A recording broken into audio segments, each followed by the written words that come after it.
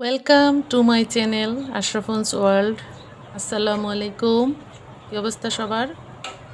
আমার ভালো লাগার কাজটাই আমি করি সব সময় এবং আমি শেয়ার করতে চেষ্টা করি। আমি আজকে সময় পেলেই ছাদে চলে আসি আমার ছাদ বাগান দেখতে। ছাদ বাগানে আমি আজকে কিছু জিনিস হারভেস্ট করব। আমার পেঁপে গাছের শেষ পেঁপে একটা পেকে গেছে, এটাই শেষ। বাকিগুলো ছোট ছোট, পাকতে আরও সময় লাগবে। আজকে সেটাই দেখাবো। চলেন দেখি। আমি এই মইটা দিয়ে আরেকটা লাঠি দিয়ে পেঁপেটা করার চেষ্টা করব। এই যে আমার ফুলকপিগুলো হয়ে গেছে, আর এই যে আমটা ডেকে দিয়েছি পাখির উপদ্রব থেকে বাঁচতে।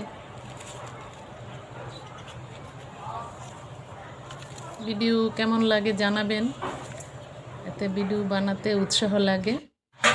আমার ফুলকপিগুলো বড় হয়ে গেছে মাশাআল্লাহ। এই যে পেঁপে পেরেছি,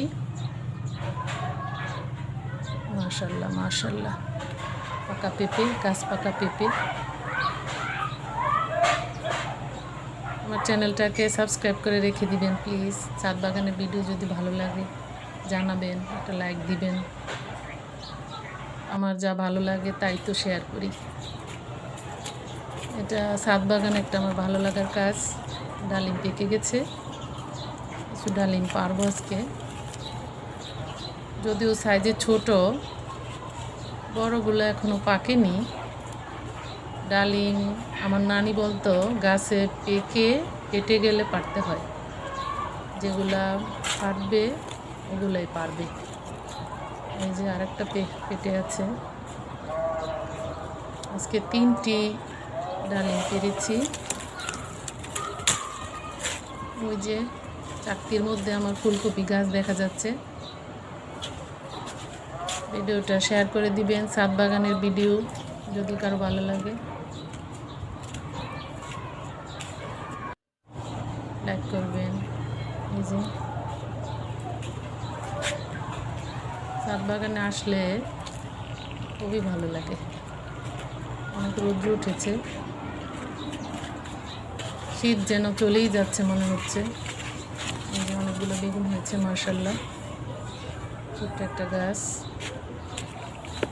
বেগুন গাছের দামের উপরে অনেক সময় ফসল কম বেশি নির্ভর করে। এই যে ডালিম, দানাগুলি আলাদা করেছি মাশাআল্লাহ। কালারটা খুব সুন্দর এসেছে, মিষ্টিও, খেতেও মিষ্টি লাগছে।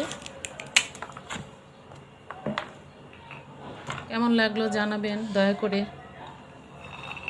ছোট্ট একটা রিকোয়েস্ট। গাছের পাকা ডালিম, গাছের পাকা পেঁপে, গাছ পাকা জিনিস আলহামদুলিল্লাহ। চেষ্টার পরে এই একটা সফলতা। ভালো থাকবেন, আল্লাহ হাফেজ।